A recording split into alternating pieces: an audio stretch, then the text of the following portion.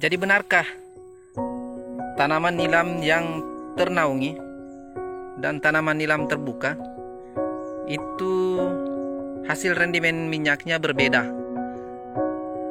Dan apakah keunggulan dari tanaman yang terbuka dan terkena paparan matahari langsung lebih baik daripada tanaman yang tertutup seperti ini, yang ternaungi oleh tanaman-tanaman yang lebih tinggi daripada tanaman tersebut? Jadi untuk mengetahui masalah ini, ikuti penjelasan kami selengkapnya. Mudah-mudahan bisa memberikan gambaran tentang hal ini.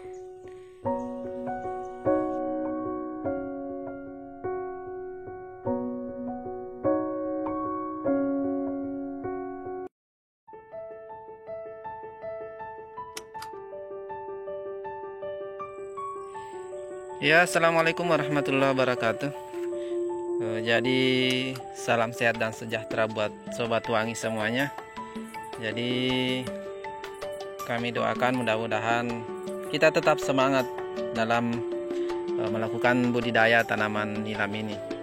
Meskipun di pekan-pekan terakhir atau bulan-bulan terakhir ini harga untuk minyak nilam ini kurang bersahabat buat kita sebagai petani, sehingga sedikit melemahkan semangat kita.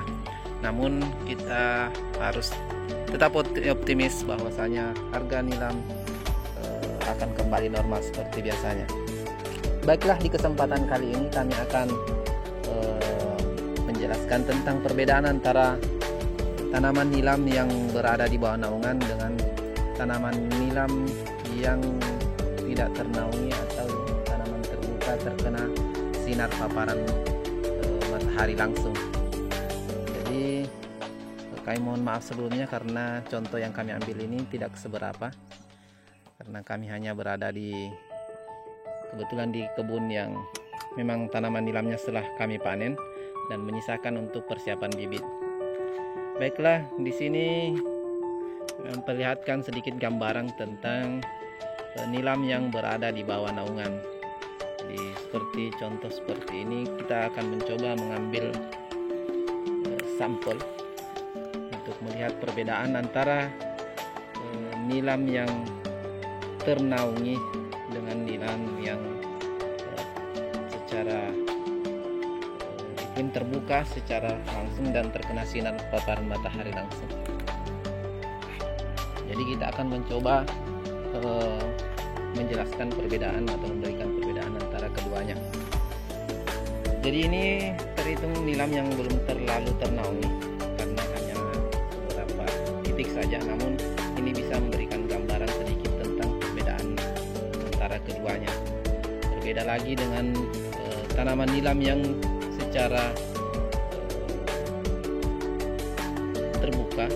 Misalnya kita menanam lahan seperti sawah yang sama sekali tidak ada tanaman penaungnya, sehingga perbedaan struktur tanaman itu sangat berbeda antara tanaman yang terbuka dan terkena sinar matahari langsung dan yang tidak terkena sinar matahari langsung. Dalam hal ini tidak full mengenai cahaya.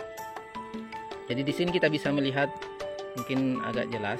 Ini ada masing-masing kurang lebih antara 3 atau 4 ruas yang kita ambil contoh. Di sini sangat jelas perbedaannya. Yang pertama mengenai panjang ruas di antara keduanya. Ini biasanya terkena sinar paparan matahari langsung. Ini panjang ruasnya sangat berdekatan. Jadi kurang lebih mungkin hanya antara 2 atau 3 cm. Berbeda dengan yang jarang terkena sinar matahari langsung atau tidak terkena matahari langsung, itu jaraknya menghampiri sekitar 10 cm.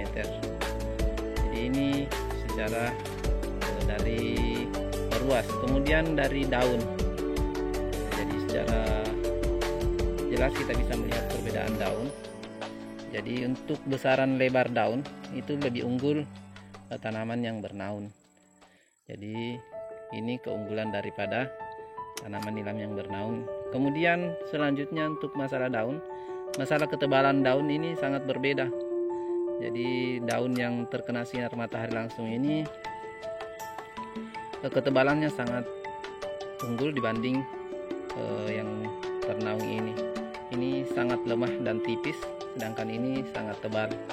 Kemudian perbedaan dari segi warna, ini nilam yang terbuka ini sedikit berwarna sedikit coklat, tapi hijau, namun berbeda dengan warna hijau yang tertutup. Ini sangat hijau dan sangat tipis.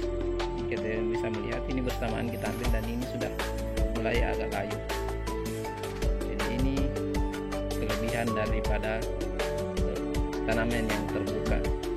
Kemudian sering bertanya apakah perbedaan di antara kedua ini, terutama pada hasil minyak yang dikandung dari kedua tanaman ini. Jadi sebagaimana pengalaman kami ini,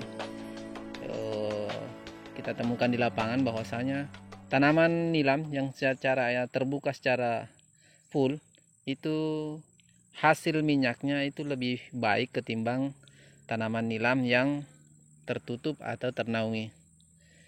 Ini mungkin dari ciri fisik yang kami jelaskan tadi menjadi salah satu faktor, karena menurut informasi bahwa kandungan minyak yang terkandung pada tanaman nilam ini lebih banyak terdapat pada daun.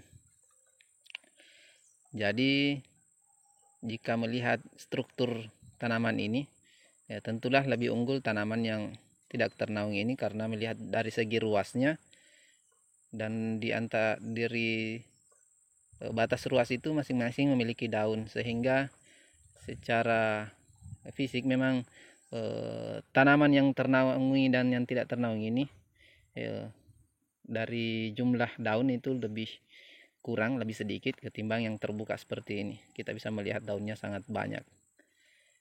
Kemudian dari ketebalan daun ini juga lebih unggul, sehingga pada saat proses penyulingan atau proses pengeringan sebelumnya atau pasca panen, ini daunnya biasa tetap utuh, sedangkan yang ini kadang hancur, terutama pada saat penjemuran.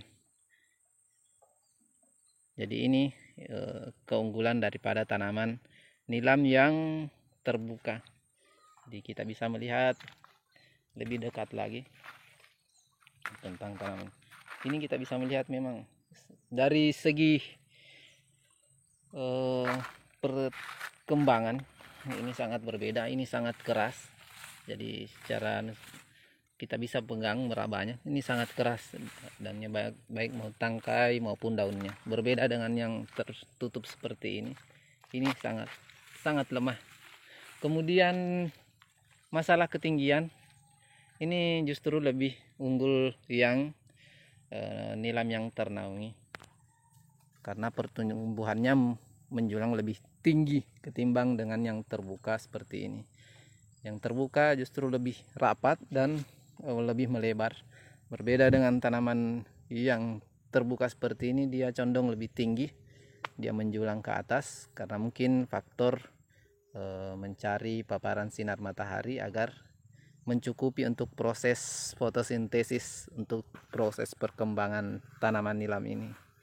Jadi secara rinci hanya ini perbedaan di antara keduanya. Jadi apapun kondisi lahan kita pasti tentunya berbeda-beda. Jadi tetap semangat dan optimis melakukan budidaya tanaman ini. Mudah-mudahan bisa bermanfaat buat kita semuanya. Oke, terima kasih telah mengikuti channel kami. Jangan lupa bantu mendukung channel kami dengan cara menekan tombol like dan subscribe, serta nyalakan notifikasi dengan cara menekan tombol bell agar tidak tertinggal bila saja kami melakukan postingan selanjutnya. Terima kasih. Assalamualaikum warahmatullahi wabarakatuh.